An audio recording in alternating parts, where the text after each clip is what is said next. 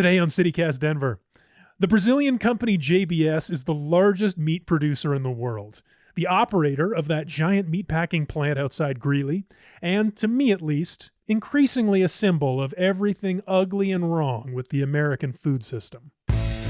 Yeah, JBS, as you might remember, was the site of a very large COVID outbreak last spring. More than 290 workers got sick, 6 employees died. I spoke today to the governor of Colorado, Jared Polis, about an outbreak at a particular meatpacking facility. We have learned the White House's promise to send testing kits to the JBS plant in Greeley has not been kept. The Federal Department of Labor is fining JBS Foods for failing to protect its workers from COVID-19. The fine is just under $16,000. JBS's net revenue last year was $51.7 billion. Which is why I was so shocked to learn that the very same JBS has been quietly launching a new plant-based protein company. And they're doing it right here in Denver. I asked the same question, obviously. And here's what I know. Darcy Mackin is the CEO of Planterra, the wholly owned subsidiary of JBS that they hope can corner this new market and make Denver a plant-based powerhouse, or at least a solid backup plan in the fight against climate change. Today is Wednesday, July 26th. I'm Paul Caroli in for Bree Davies, and this is CityCast Denver.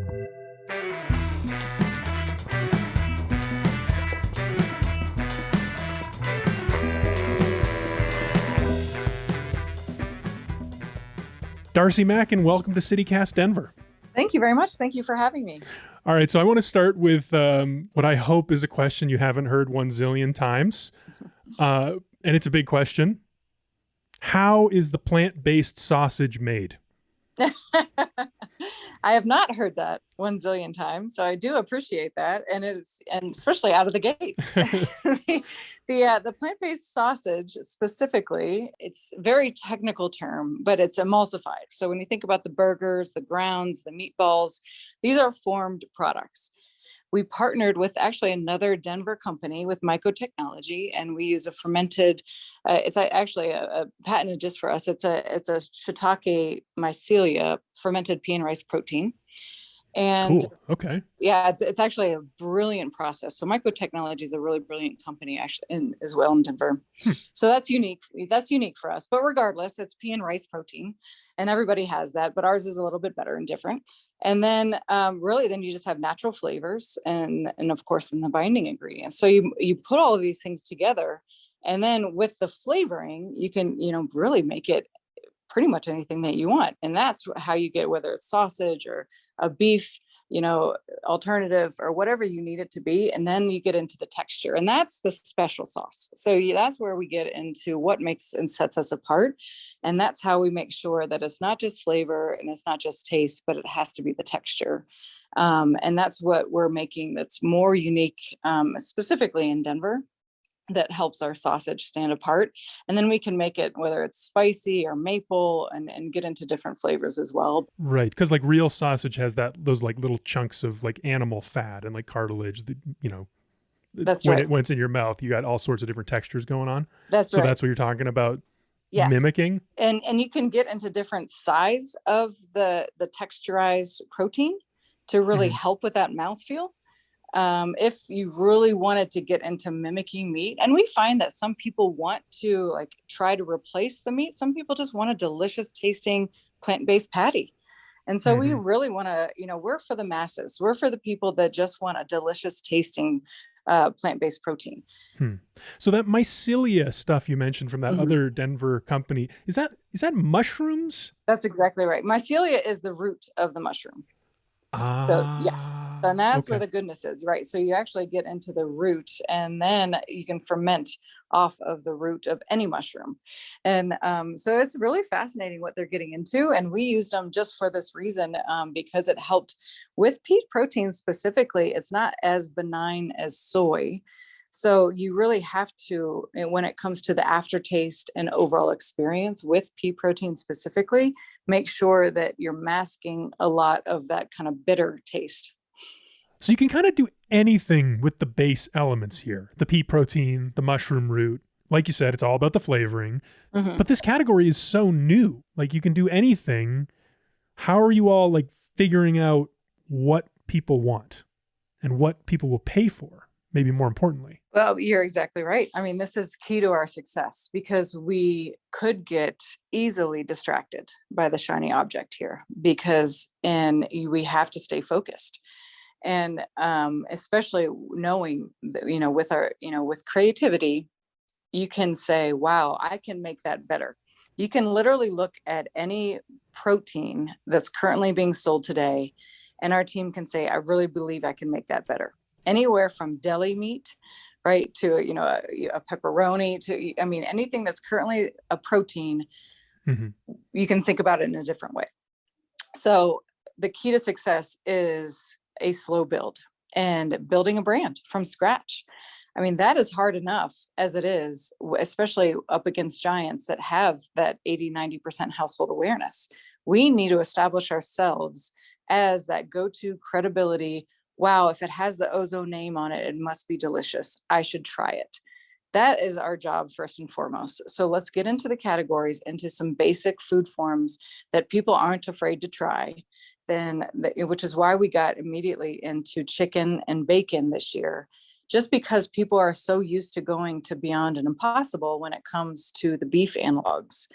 And we said, all right, let's try something different and go a step further with the seasoning. And then once we start establishing people, get a reputation, we can talk to people, build this loyal fan base, then we'll start thinking about what's the next category, because it is about pacing and it is about focus to make sure that we're exhausting everything where we can and we're not moving too fast and spreading ourselves too thin.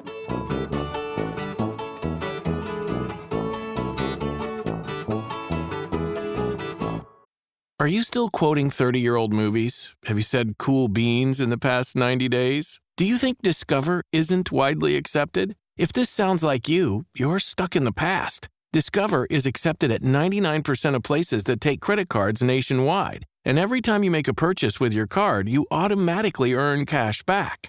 Welcome to the now. It pays to Discover. Learn more at discover.com/credit card. Based on the February 2024 Nielsen report. My cat Freddie loves to be brushed and cuddled. But stirring up his cat allergens meant sneezing and itchy eyes.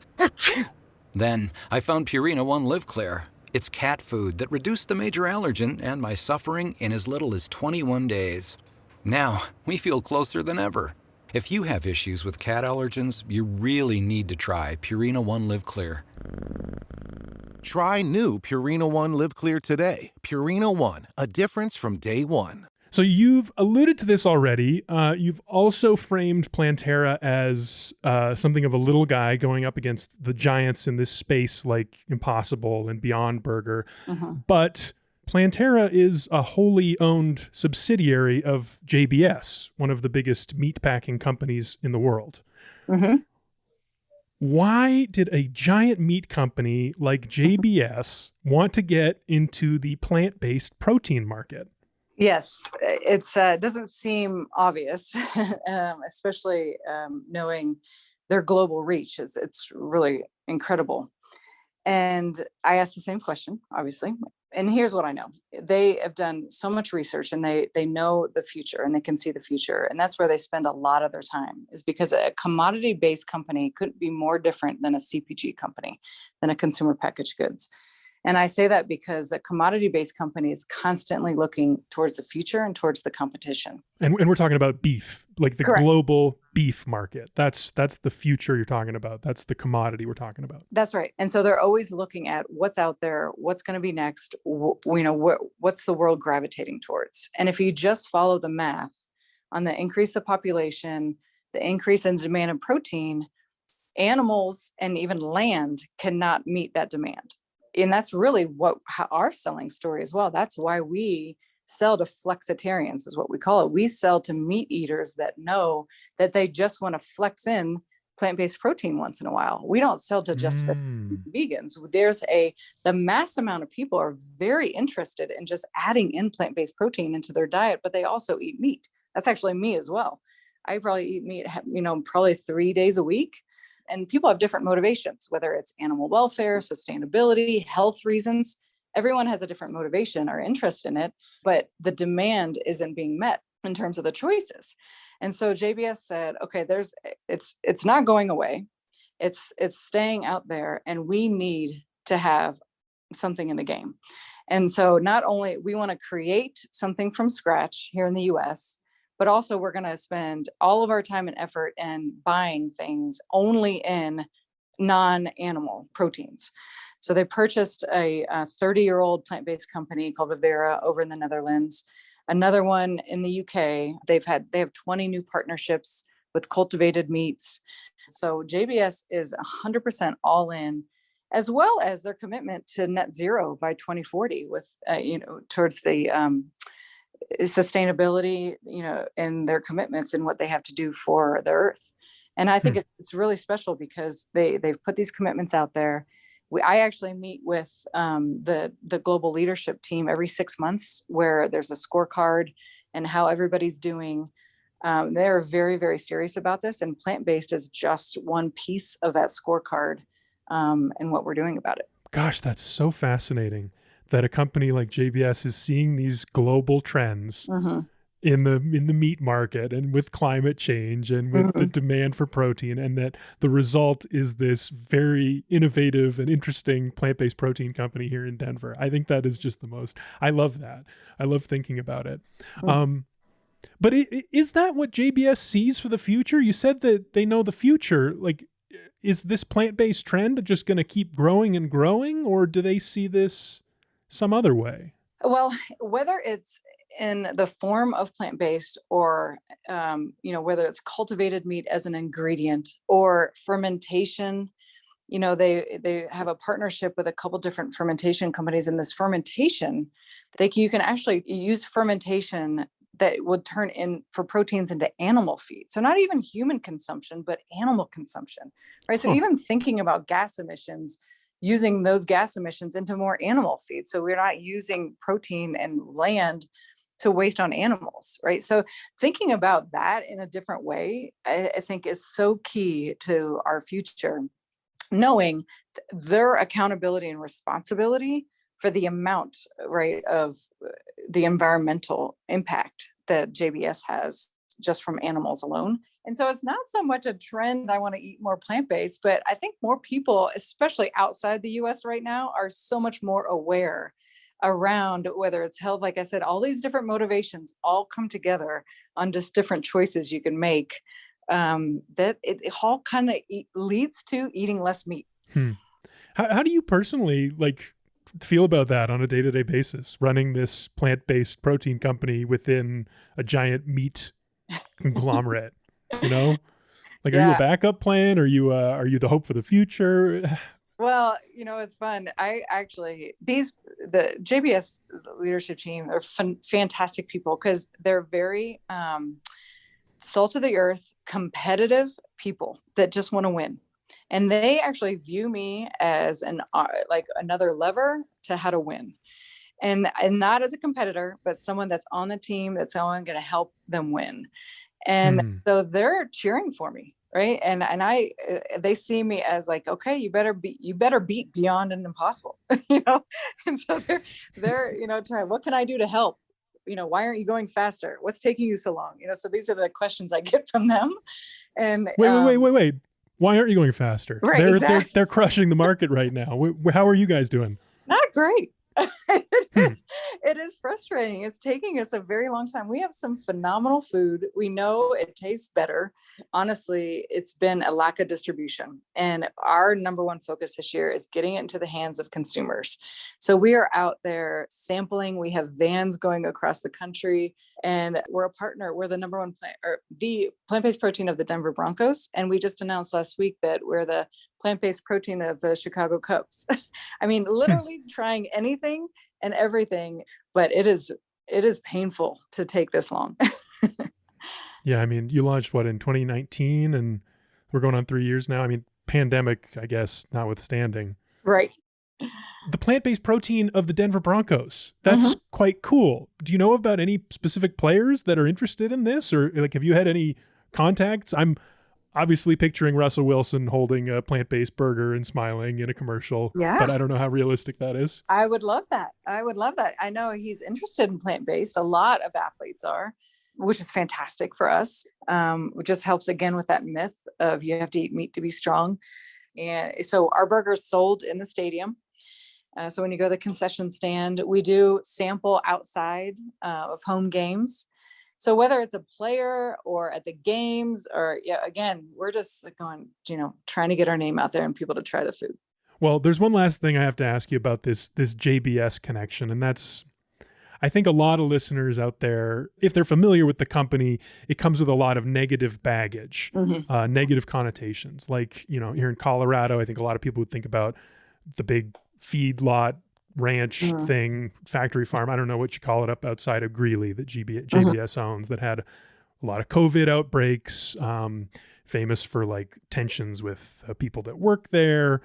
What do you say to people who want to eat more plant-based, who are interested in these products, but who are concerned about this new trend being dominated by a company that they don't trust, like JBS? Well, I mean, with anything, right? With any news, there's two sides to the story. And, being so disconnected from JBS, honestly, what I see and what I hear, for like everybody else, are always two different things. The one thing that we always have in common at Planterra with JBS, we share the same mission and values. And I know they're very, very strong at the core. And so for people, I would think that are frustrated or maybe have a view of JBS, I would just say that they're investing in the right places and they keep the employees and consumers at the very core of decisions that they make. And that even comes with investments in the future. And, when you invest and choose Ozo and Planterra, you're truly choosing the future in plant-based and, best for the environment, for yourself, for health, and for the right reasons. And it's not necessarily indicative of how that connection is to JBS. What do people misunderstand about JBS?